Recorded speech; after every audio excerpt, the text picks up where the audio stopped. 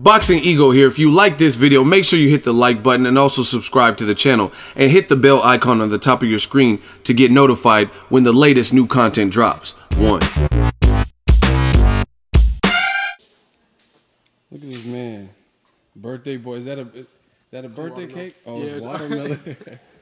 First of all, fruit over birthday cake right now. Boxing Ego, I'm with the man Joey Spencer. I'm gonna put my watermelon down. No, you can eat it. It's all good. They family, they like it. So, first of all, let me grab a chair. We're gonna put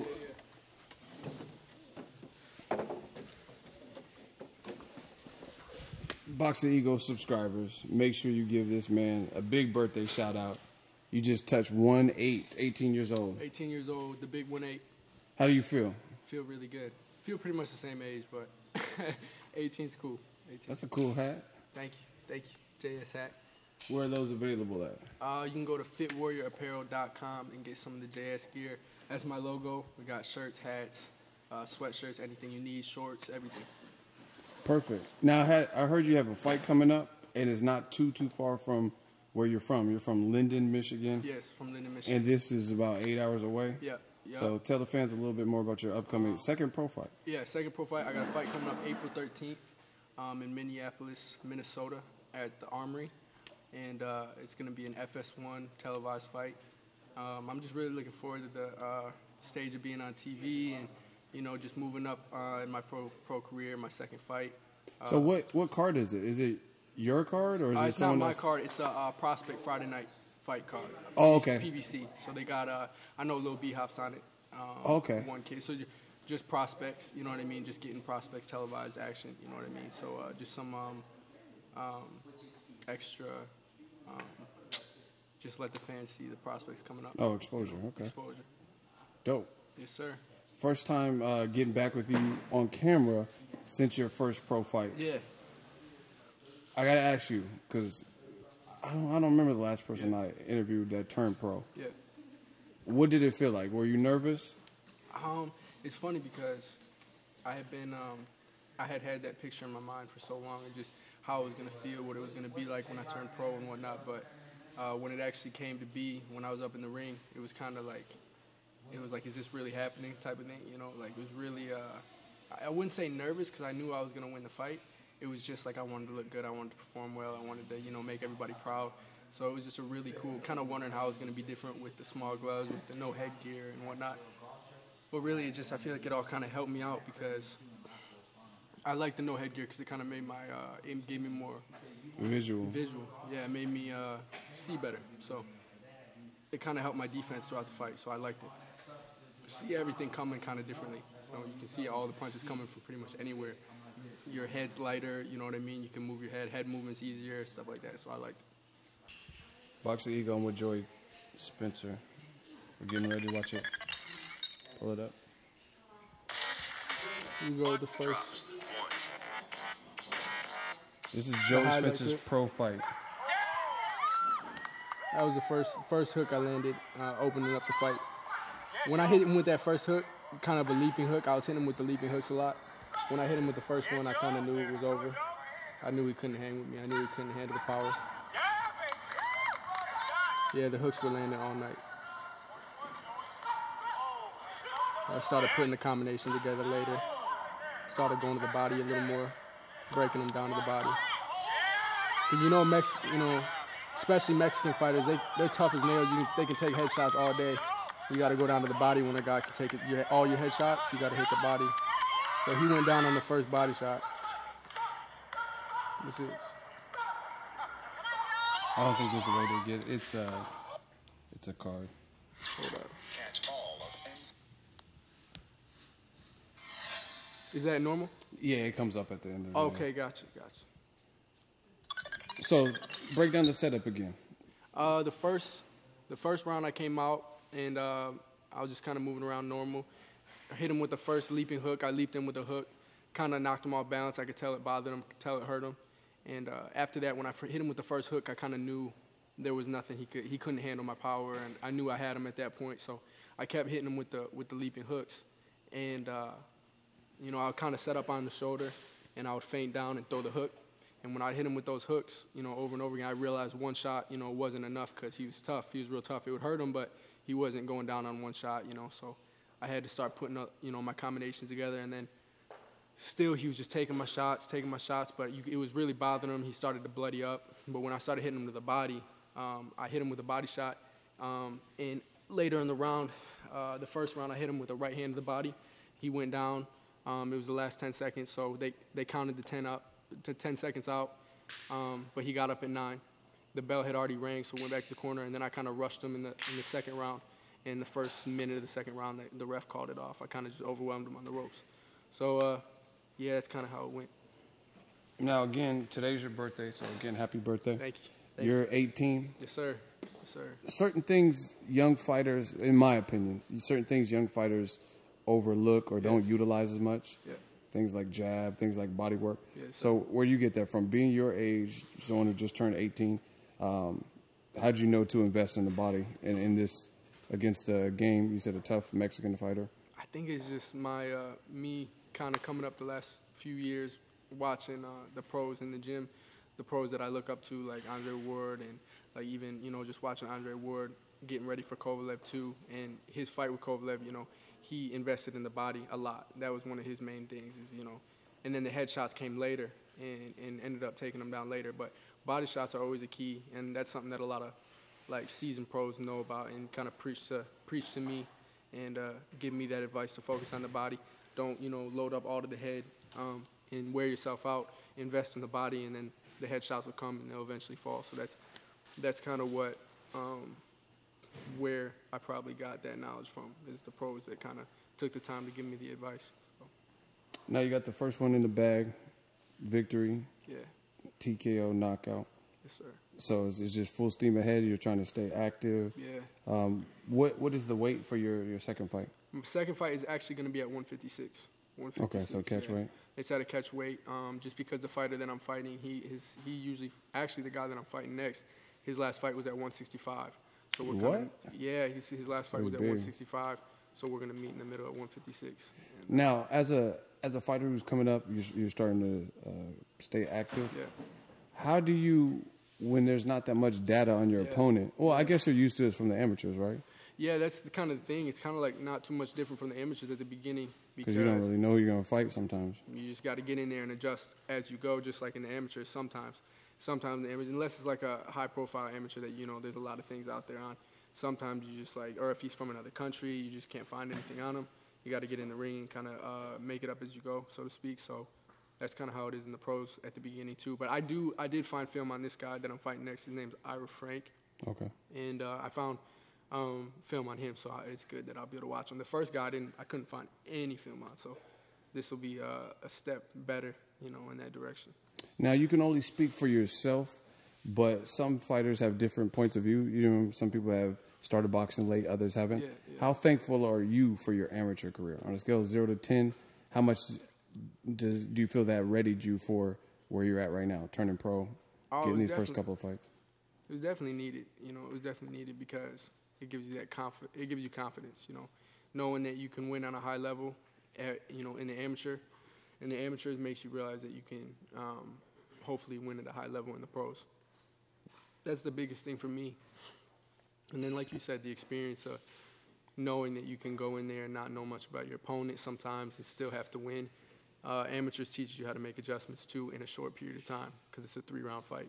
So it teaches you how to, you know, in 3 2-minute or 3-minute rounds, you got to be able to make adjustments to win a fight, even though you only have 3 rounds. So then when you get to 12 rounds, it makes it a lot easier to make adjustments within a 12-round fight. You know what I mean? So that's the biggest thing. So I appreciate my amateur career and how it went and how it readied me and the experience it gave me for sure. And like I said in our previous interview, you're in a gym with a gold medalist like Andre Ward. So that's probably, this is all before you turned pro. So you got to see the Amir Khans, who has an upcoming fight, Phil Greco. Make sure you guys tune in. Andre Ward, seeing the Andre Bertos prepare for Sean Porter. So that's also helped you also, I would imagine. It did help me a lot. That was an experience that was priceless for sure, watching all these guys, you know. Because you, if I'm not mistaken, you actually had to sacrifice not going to some like amateur events just because you're on the road. Like, let's say, I don't know what fight, but let's say Ward was preparing for Kovalev and just for that priceless Yes. fight camp or training camp or fight week, then you wouldn't be able to compete in the. You and your family had to make decisions like that to not compete for your career to, you know what I mean, have the moral support and whatnot. Yeah, we kind of took a different route than some amateurs did, you know, just because we had an opportunity to be around these guys. And there were certain fights that were actually like we had to make the decision. They were right. The weekend of would have been like the championship of the tournament, you know what I mean? And we kind of made the decision. I had won a lot of national championships as an amateur, and we were kind of like, what's better at this point in my career? I mean, I had already decided that I wanted to turn pro young and not pursue the Olympics. So if I was deciding I wanted to pursue the Olympics, then fighting amateur tournaments would have been, you know, more beneficial for me at that time. But since I decided I was going to turn pro, then it would have been better for me to study pros. And if I had the opportunity to study high-level pros up close and people giving me advice and me being up close in training camps and fights that, you know, just seeing how everything went, even in the backstage locker room. Yeah, locker rooms. You know and what I stuff. mean? Just feeling the tension and just, you know, when I came to my fight, I had been at so many of my peers' pro debuts. And there were big fights too. It's like Berto, Sean Porter. Yeah. I seen you at War Kovalev. Yeah. I seen you even Canelo Triple G, even though that wasn't in this gym. Yeah, because and you know what was just as priceless was seeing the people's pro debuts that I saw, like Marlene Esparza when I was at her pro debut I think that was on the Triple G Canelo fight. That's why I was there. Tony Yoka, I went to France to watch his pro debut. Oh yeah, that's just seeing how he, you know, what the atmosphere was like in his pro debut, because there's a lot of pressure in pro debuts, you know what I mean? Just to make a good impression. First impressions are everything, so making a first impression is important. So just seeing how people feel before the fight, how they handle the fight, what the opponents are like, because the opponents are awkward at the beginning, you know what I mean? They can be kind of like squirmy and they don't have like the pedigree that you have, so. But that can also be hard if they got a different rhythm than somebody who's like a real good fighter or a real technical, or sometimes it's easier for me to fight somebody who's real polished because it's like, you know, their more movements, textbook, you know probably. what I mean? Yeah. They're more textbook. Somebody who's just going out there to throw is just different, you know? That's actually a strong point, because I see some of the guys have the records that the fans would clown, like, oh, this guy has 13 losses, but you look at it, wow, see, he's taking you back to history. He said he gave Floyd Mayweather some issue. Floyd actually said that was his toughest fight. Yep, you know, you got somebody who's got how many? He had a ton of losses, and double-digit losses. He could fight with anybody. You know, he could get in there and fight with anybody. You look at the guy that beat Lomachenko, Orlando Salido. Orlando Salido had, you know, he got knocked out in his pro debut. Really? His very first fight, he got knocked out in Mexico. He was like 15 or something. Yeah, see how that works. And then he was able to beat a two-time Olympic gold medalist. So you can't see sleep how that works right there. That's kind of how it goes. You know, it's like not everybody has the same path to where they get to. You know what I mean? Some of these guys start from the dirt, and they gotta, you know, they might get knocked out a few times, maybe 20 times, because they don't have promotional backing. They don't have trainer support to tell them, you know, this is how we're gonna move you. You know, this is the way it moves we're gonna make. Guys who come into this sport without a support system are just like, oh, I'm just gonna fight anybody. I gotta make it to the top, and they might lose 20 fights, but like an Emmanuel Augustus, just a classic journeyman, you know, can have a heck of a career. You sound like young Floyd or something. He's like, I got to thank my team. No, it's a big difference. You know, some guys have to come up, you know, without that. So I appreciate my team, you know. You definitely got a good support system. I've definitely seen that. Yeah, they got you these hats like this. Yeah. Looking good. Thank you. Now, since you're 18, I got to put you on the spot. Yeah. You're a year older. We need some wisdom. What's the Joey Spencer message to young fighters? What should they be doing? Oh, I'm a veteran now. 18. Veteran. Oh, wow. Boxing Eagle audience, y'all heard that. I guess I'm a veteran now. He said he's a vet now. No, but okay, I'm Mr. playing, Veteran. So what should the young fighters, in your opinion, be doing? Should they be studying old tapes? Should they be taking their career? What you tell me? I think, you know, I'm not. I could say just what I try to focus on is just being, even though we're young, just being focused on what we got to do. When you're 18, or when you're 17 or 18, you want to party, you know, you want to just be with your friends and whatnot, but you got to focus on a long-term goal. If that's your long-term goal, you got to focus on it, because what I'm seeing more and more of is boxing is just truly not the sport to play with at all, you know. You see my nose here, I got crack my head, in sparring, headbutt and whatnot. Oh, You gotta there's a really clash of be, heads? you gotta really be on your game. You know what I mean? You can't be lax.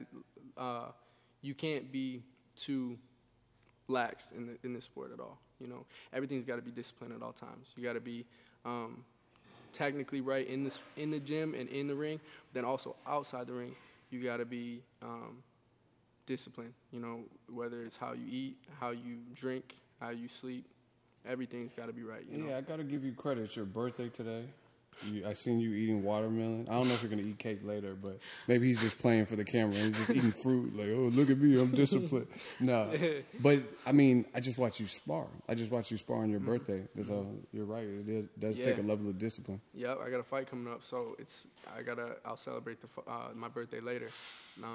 Like I said, boxing's not, you can't really take anybody lightly. Even if it's a journeyman fighter that you're about to fight, you got to take everybody, seriously, because everybody's got two hands and everybody can do damage, And then the other thing is probably watching more tapes, you know what I mean? Start being a student of the game and making sure that you watch the greats from before, because everybody does something different really well, and you can pick up things from everybody.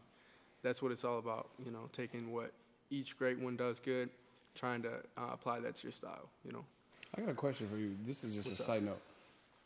Being in tournaments and you're just 18, what'd you do for school? How did you I did deal with- homeschool. You did homeschool. I actually finished not too long ago. Yep, I finished not too long ago. I See, started because homeschool. that's something that the fans don't even take into consideration. Like, you got to study. Like, on top, up until you're 18, you're a grown man. Yeah, now yeah. You're like, I don't have to do nothing. Yeah. But, yeah, there's a point in time where you're doing tournaments and you got to get grades. And Yep, since I was end of freshman year, is when I started traveling with the USA team, and I decided to start homeschooling because it was hard because the schooling wasn't really being as supportive as I would have wanted them to when it came to homework and giving me time to finish up when I was traveling and whatnot. So we made the decision to go start homeschooling and just take my classes into my own hands, kind of, so you can do it at your own pace. Yes, sir. Yep. Now, switching gears, there's a lot of talk about the Canelo failed two drug tests, clenbuterol. I know you've heard about it. Yeah. Because I think you text me like, what's going on? What's this news?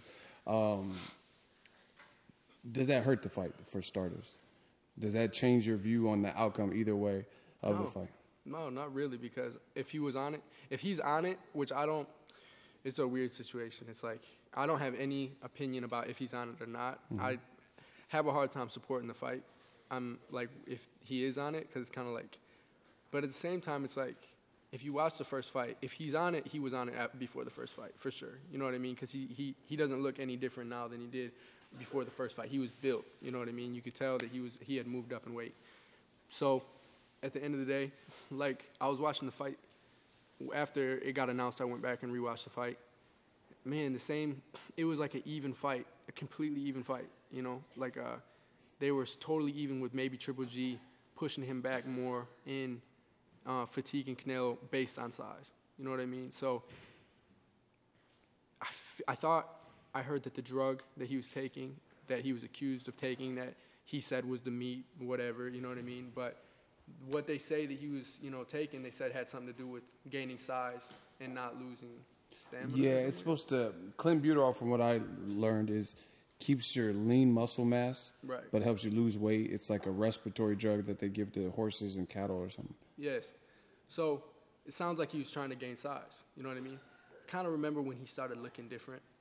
I mean, there was a point in time where me and my dad had talked about, like, he's looking different. You know what I mean? But at the end of the day, a different twist to it, I don't condone cheating whatsoever. Me, myself, I wouldn't do it to make a fight. But at the end of the day, he probably did it to make the fight. You know what I mean? At the end of the day, you got two promoters. You got Golden Boy. You got, if this did happen, if he is on the drug, probably had to do with him saying, we got a mega fight, but he's a middleweight. I'm a junior middleweight. All right, what are we going to do? We got to pack on some size. And they probably started looking at what drug to take to help. You know what I mean? If that's the route that they were willing to take to make the fight. You know what I mean? At the end of the day, though, it didn't give him any significant advantage. It just kind of evened it out. You know what I mean? So at least it wasn't a situation where it was like he came up and just knocked Gennady out cold, you know what I mean, in the first round or something crazy, you know what I mean? because that would have been even worse. It's cheating no matter what. If you're taking banned substances. But the point that I'm making is at least we got a good fight, and it wasn't anything brutal on the other side. You know what I mean? At least it was still like pretty even. You know what I mean? At least he didn't get pulverized like you saw, like a Margarito Pacquiao type beating. You know what I mean? So or Margarito Cotto. Yep, or something like that. You know, like where the gloves exactly. Yeah. That's the point I'm making, where Margarito had the loaded gloves and just pounded Cotto down. And some to the people ground, said Cotto was never the same after that particular fight. Exactly. So at least we didn't get like a destructive outcome where it was bad on Gennadi's part for the rest of his career. You know what I mean? Each fighter came out with a lot more money, and if the fight doesn't happen, I think it would honestly. If the fight doesn't happen, I feel like it'd be a step, like in the right direction for the sport though. Making a clean sport, it would show that people are really taking it seriously. Yeah, no matter who you are. Yeah, take it seriously. But that's not going to happen. Even if he gets banned in Las Vegas, they're probably just going to change venues and change state. Take it to Texas. They might take it to Mexico. You know, Mexico, take it to Texas. Azteca Stadium. Please don't take it to Texas. I love Texas, but there's been some controversial scorecards. Oh yeah. Do you know what's the judge that you always mess with on IG? Judge? Yeah, the Adelaide judge. Bird? She was my judge for. Hey, she had you losing. She probably had me 2-0-2. You were losing and you knocked him out. Yeah. So that was a close call. Yeah. I might have lost my pro debut. Got a controversial draw on my pro debut. That's crazy. She was my judge. I was gonna text you and say I was the test dummy that they put her back in. She was practicing on your fight. Yeah, she was practicing on my fight. Outcome: Canelo, Golovkin, go. Rematch. I think if Canelo doesn't move as much as he did in the earlier rounds, like if he sets his feet more, when he might be able to. At the beginning of the last fight, he moved. His form of defense was kind of using a lot of lateral movement. You know what I mean? He was moving around the ring a lot and then countering along the ropes, which was good. But I think he could counter the same way with his feet set in the center of the ring. You know what I mean? Use his upper body movement that he does so well. Use his arms, take shots off the gloves, come back, but without having to waste so much energy moving around the ring with his feet so much. That's a really good point. Because I look at, Floyd Mayweather's technically, does everything right for the most part. He doesn't use unnecessary energy. Exactly. And it sounds like you're saying Canelo in spots, he probably used some of the energy unnecessarily, he should have planted his feet. I feel like that's a lot about ring IQ that Floyd has that a lot of people don't. Because, Canelo comes into the fight with Triple G and says, all right, Triple G's this big puncher. You know what I mean? All right, we're going to move. Canelo's not a mover. When have we ever seen Canelo move? That'd be like when Floyd fought Canelo. People were saying Canelo's too big of a puncher. You know what I mean? When he fought Floyd, they were saying he's so much bigger, he needs to knock him out. That would have been like if Floyd came out from the first round and just started lining the ropes. You see what I'm saying? That's a good point, because Floyd, when he did fight Canelo, he was aggressive in the first 3 rounds, and then he started boxing. Because he was showing him I'm not. But even when he boxes, he doesn't line the ropes. You know what I mean? The perimeter. Unless he stops on the ropes just to roll off and counter. You know what I mean? But he uses lateral movement right in the center of the ring, and he's still conserving energy while he's doing it. You know what I mean? Canelo made it a point to go and literally wrap the ropes the whole first 3-4 rounds, and it was effective. But what I'm saying is that if he kind of sets his feet more, counters the same way without moving so much, it might, instead of him fading the 7th, 8th, 9th, 10th, it might preserve it all. You know what I mean? Him continue to be able to counter and not get so tired. You know what I mean? It sounds like you're onto something good. When Floyd fought Canelo, you said the first couple rounds, we both agreed that he was aggressive. Why do you think he stood his ground like that with Canelo? I think to show him the younger guy, the stronger. It's just all psychological in there. You know what I mean? Canelo's the big guy. That was his advantage. Just go right in there. I remember from the first round, he went in there just hit the body. You know what I mean? And just showed him you're not stronger than me. You know what I mean? You're not gonna bully me. You're not gonna I'm the man in here. Just things like that get in his head, and it did get in his head. You know what I mean? He's people kind of underestimate physical strength of these boxers like Floyd and Andre Ward. You know what I mean? The bigger guys get in there with them and realize that they're stronger inside than they realize. So I think that's what it was. That's why he stood his ground. Perfect. So if you had to pick someone, Canelo, Triple G, 2, you're leaning towards? I'm leaning towards. I just think that Canelo can do something different. Gennady, I don't see what he can do different because he's a pretty one-dimensional. Like, he does what he does really well. You know what I mean? But I just don't see him making some drastic adjustment. What's he going to do? You know what I mean? No, his defense is not going to be it's not gonna crazy. it's not going to be crazy. Canelo's got, like, all right, he can fine-tune what he did a little bit different. You know what I mean? But in my mind, it's like, what's Gennady going to do other than come harder or come just as hard? Because he already came as hard as he could in the first fight. I mean, he was relentless. You know, what's he going to – he hit him with his hardest shots. That's the thing. I don't understand what these people are saying. Like, Gennady, how is this dude such a crazy puncher when he couldn't knock out a junior middleweight when he hit him with his best shots? You know what I mean? Like, I don't understand. It's like – but people are still picking him to, like, kill Canelo in the next fight. I don't know. I've seen that. Why would you say that he's going to just murder Canelo in the second fight when he couldn't in the first fight?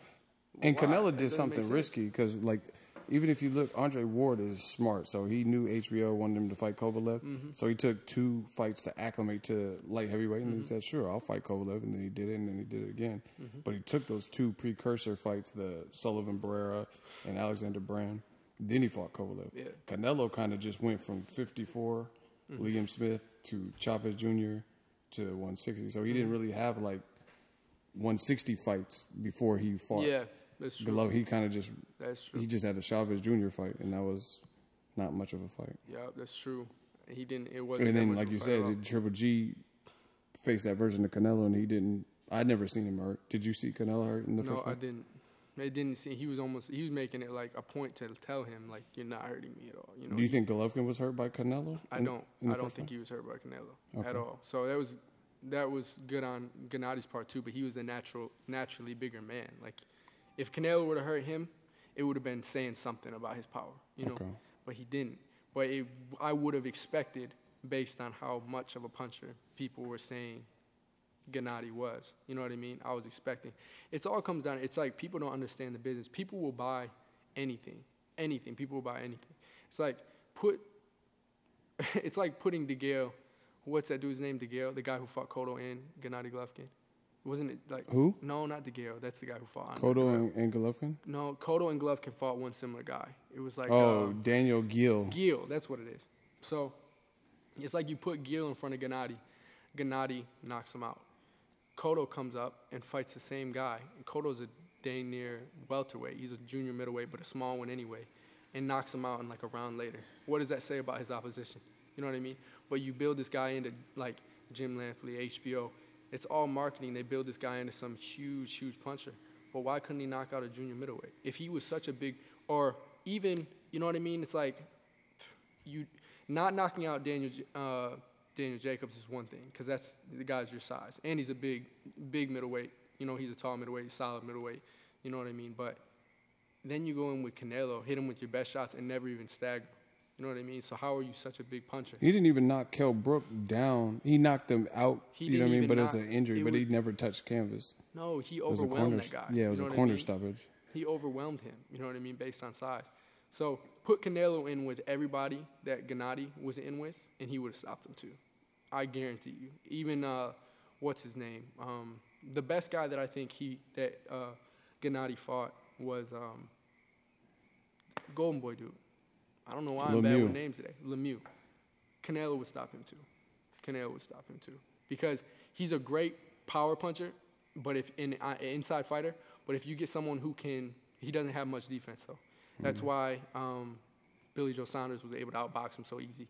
And if you put Canelo in there with him, someone who's got explosive power, I bet he stops him too. You know, if you put Canelo in against Gennady's opponents, Canelo would have looked like just as powerful of a puncher too, in my opinion. I believe, you know. The only one I don't know was Daniel Jacobs. That's different, but Gennady didn't knock him out either. Yeah, he didn't stop him. Yeah, so that aside from him, because I think Daniel could give Canelo problems. I think Daniel could really give Canelo problems, like big problems. I don't even think Canelo should fight him at 160, because I think he. But yeah, I feel what you're saying. I'm talking about the ones that kind of he stopped brutally. You know what I mean? Like, and everyone was like, "Oh, this dude's crazy." The knockout streak type fighters that he fought, it was like, gotcha. I think Canelo probably would have knocked him out too. You know what I mean? Ashita. Yeah, like it's Adama. Yeah, I agree with that. Yeah. Now, I got to ask you at the heavyweight division. I've been keeping up with your opinions on the heavyweight. Yeah. Did you see Deontay Wilder, Luis Ortiz fight? Yeah, you were at the fight. Yeah, I was at the fight. That was one of the best fights I had been at. I loved that. That was crazy. I forgot. You were at the Barclays. Mm-hmm. What was the experience like, the crowd? Oh, the crowd was insane. Because some people say Wilder's not a star or he doesn't have, like, drawing power. The crowd felt pretty good, Bro, too? the New York crowd was out of this. Like, they were going crazy for him. You know, everyone was yelling out Bomb Squad and whatnot. Everyone was freaking out, and it was cool on his part. But just he fought a war. There was nothing like that fight, man. They both, you know, hat off to both of them, Luis Ortiz, Deontay Wilder, what they did in there, and they just battled back and forth. Who was up on your scorecard before it was stopped? I haven't even rewatched the fight, and it was such a crazy fight. I wasn't even like you weren't scoring. I wasn't even scoring it like that. Everyone was saying that Deontay was losing. When I heard everybody's opinion on it, they were saying Luis Ortiz was up on the scorecards. I hadn't even realized that. I was just like, this is such a good fight. You know, some fights you have to get a second viewing because the first time, especially live, you're just in the moment. Yeah, because it was just I was waiting for someone to go down, so I wasn't even like. You know what I mean? I wasn't even scoring it like that because I was just waiting for somebody to get dropped. You know, it was like one of those fights. He said I was waiting for somebody to get dropped. Yeah, because it was like one of those fights where like the tension of the heavyweights and they were about to, they were going at it. So Luis Ortiz, I thought he looked real sharp, southpaw, Cuban. Do you know how many amateurs he has? No, I don't. Luis Ortiz's amateur record as a heavyweight is like 343 wins, 19 losses. I didn't know it. Crazy. I just looked it up, but that's what they're saying his record is. That's insane for a heavyweight. That's he probably went through some wars in the amateurs too. Yeah, definitely. Did Wilder prove anything to you? Like some people had questions about his chin, some people had questions about his resume. Did that fight, that win, prove anything to you, to Wilder, or you just look at him the same guy? Well, I believed in Wilder before, but as far as like his critics, I feel like it definitely did a lot. The win did a lot for him. I feel like in my mind because it's like. You can't. He did get hurt, but these are heavyweights. You know what I mean? He got hurt in the fight, but these are heavyweights. As long as he's got the will, you know what I mean? You saw how much will he's got in that fight. You saw how much will Deontay had in that fight just to be able to. He kind of just refused to lose. You know what I mean? He was refusing to lose. I saw the looks on his face kind of up close because we were close. The looks on his face, even when he was hurt, it was like he was just like he genuinely wasn't worried, even when he was hurt. You know what I mean? It seemed like he was just like he knew that. When he got through it, he was going to hurt this dude and knock him out. And then when he did knock him out, it's like it was like he wasn't surprised. It was like, okay, I knew that was going to happen. You know what I mean? That's kind of how I took it. That was a really good look for me on his part because that's what it takes. That make you feel good to be like an American and an amateur? Just to see an American champion that went through a dogfight, came out on top? He looked like a dog. You know, you can't question this dude's heart. You know, that's the thing. It's hard to beat somebody who's really refusing to lose. You know, like he was not planning on losing at all. Even when he was hurt, there was no doubt in his mind. So when he got hurt, he wasn't like, oh no. Like you see when Bronner got hurt by Maidana in his first fight, you saw the look on his face. He was like, oh shoot, like what am I gonna do now? Like, oh no.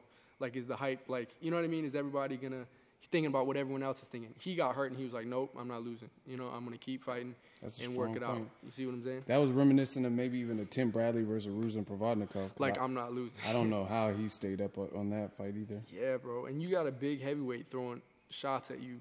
Who's better than you technically? He is better technically. In terms of fundamentals, not better than you as a fighter. He really is. You know, just watching the fight, watching Luis Ortiz and Deontay Wilder.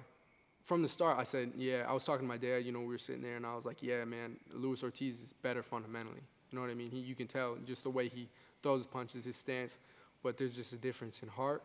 There's a difference in maybe chin. Cause, I mean, Luis Ortiz had heart, you know, no doubt about it, but he got hit, and the ref stopped it. He couldn't do anything about that. He was hanging in there, so I'm not going to question his heart. But just the dog mentality, you know what I mean? He wasn't stopping whatsoever. And just the power, the one-punch power, you know, that can kill anybody at any time. So.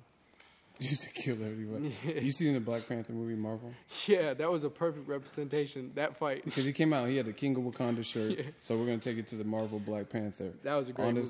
I agree. Shoot, man, that was one of the best. You know, I love Marvel movies, too. So you seen the new Avengers preview? I've seen the preview. It's going to be crazy. Yeah, that looks good. Yeah. So since Wilder had the King of Wakanda shirt, on a power scale, 0 to vibranium, what is Wilder's power? Vibranium. He have vibranium? Yeah, he does. He really does. He can crack, bro. He can crack. I wouldn't want to get hit by him. Dude, the shots that he was throwing, the shots that he was hitting them with, dude, he doesn't even have to hit you all the way clean. That's what I noticed. Like he didn't look like even the end sequence and the 10, it didn't even look like they were like perfectly turned punches and stuff. Dude, he'll be like flying them off like. And it must have that vibranium, like we said. Yep, you know it. So that's what it is. Final question. I know it's your birthday. You probably want to eat some cake or pizza. What are you going to eat for your birthday? Pizza. What toppings? Pepperoni, ham, bacon, and then Are you meat lovers? I'm a meat lover, yeah. I'm the same way. Yeah, so, and then we get like the Chicago style pizza. That's my favorite, so. Where do you guys go out here? It's called Zachary's. It's in San Ramon. I don't know if you've been there. Zachary, yeah, they have deep dishes. It's delicious. They have one in Berkeley, too. Yeah. I think they might have 2 in Berkeley. If you guys come to the Bay Area, sorry about that. If you come to go to Zachary's because it's like the best. Sponsor Joey Spencer, Zachary's Pizza. They already sponsored me, so I'm playing with you. I was like, they should with how much I eat at that place. They should. I was about to say, you need to hook me up with the 10% discount. Final question, so I can send you on your way for your birthday. Wilder, Joshua. If it happens, let's say Joshua gets past Joseph Parker, who wins? Anthony Joshua or Deontay Wilder? I have a hard time because, it's like I don't want to look like I'm just being biased, but I am biased. Like I'm pulling for the American in this situation. There's no ifs, ands, or buts about it. And it's like I don't really have the strongest case to say I would be foolish or anybody would be foolish to say Deontay Wilder is going to win the fight. You know what I mean? It's a pretty even fight, They're both not, like, superb technically. You know what I mean? Joshua's a lot bigger, but that also makes him more methodical. It makes him a little bit slower. It makes him a little bit, it's just all around. Deontay is a better athletically, I feel like. Like, he's better, he's faster, more agile. Joshua's bigger, stronger, but he seems to get a little bit more. You think he's stronger? I think he's stronger, but not power. I mean, like, physically, like if he just wants to, like, clinch, run through him, I bet he's stronger just off the natural weight. But power, punching power, Deontay's got to have it because it looks like different power. Like, Joshua, it seems like when he hits you, it's like just big thudding shots. He hits you right, you know what I mean? He turns his shots over, and normally the refs, call it. With Deontay, it's like he's just a savage. You know what I mean? He's going to throw any kind of way. He's going to throw crazy uppercuts and all whatnot. So I feel like, but his power is the type of power that, like, if it touches you, you're going down. You know what I mean? So it's a different type of power. I feel like Joshua's got more thudding power. Deontay's got more of that, like, explosive, like, if it hits you, you're done. You know what I mean? So I think Deontay's got a legit shot to win it and bring, the unified championship back to the country. So I'm definitely pulling for Joshua in this situation. I mean, Wilder in this situation. Joshua to get knocked out in this situation. That's what I want. Does the fight need to happen this year? I hope it does, but, I mean, you know how these guys do. And if they don't, it's just going to make for a bigger fight next year, as long as they don't lose.